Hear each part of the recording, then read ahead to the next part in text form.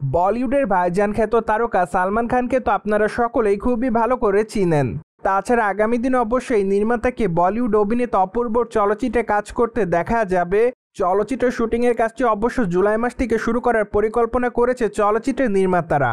পাশাপাশি অবশ্য বর্তমানে চলচ্চিত্রের গল্পটি কেমন হবে সে বিষয়ে জানা যাচ্ছে বেশ কিছু নতুন আপডেট। কেননা বর্তমানে জানা যাচ্ছে যে চলচ্চিত্রের গল্পটির মূল প্রেক্ষাপট হবে 2020 সালের গালওয়ান উপত্যকার সংঘর্ষকে কেন্দ্র করে।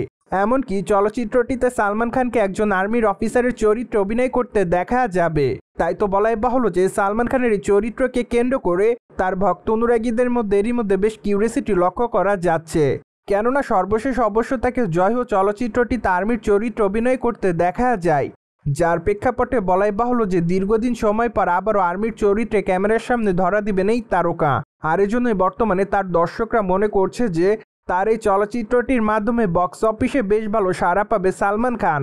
যদিও তার আসন্ন এই চলচ্চিত্রের নাম এখনও চূড়ান্ত করা হয়নি, তাই তো সকল ভক্তরা চলচ্চিত্রের নির্মাতাদের কাছ থেকে চলচ্চিত্রের নামটি জানার জন্য অপেক্ষাতে।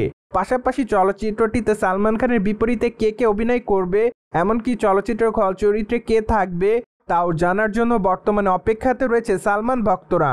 যদিও নির্মাতা সংশ্লিষ্টরা খুবই শীঘ্র এই বিষয়গুলো সকলের সামনে উন্মোচন করবেন বলে জানা যায়। পাশাপাশি তখনই অবশ্য জানা যাবে চলচ্চিত্রের বাজেট কত। যদিও প্রাথমিক পর্যায়ে ধারণা করা যাচ্ছে চলচ্চিত্রের বাজেট অবশ্য 300 কোটির কাছাকাছি হতে পারে।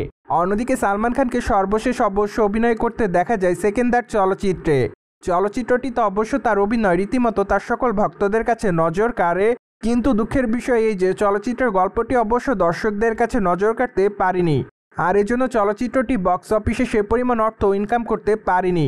যদিও চলচ্চিত্রটি অবশ্য বক্স অফিসে ফলপের তকমা পায়নি, কিন্তু এটা বলা যায় যে চলচ্চিত্রটি তার ইনকাম অবশ্য খুবই কম করেছে বক্স অফিসে। কেননা সাদামাটা গল্পের উপর নির্মাণ করা হয়েছিল সালমান খানের সেকেন্দার চলচ্চিত্রটি, যা অবশ্য বর্তমান দর্শকদের কাছে সেভাবে দৃষ্টি আকর্ষণ করতে পারেনি।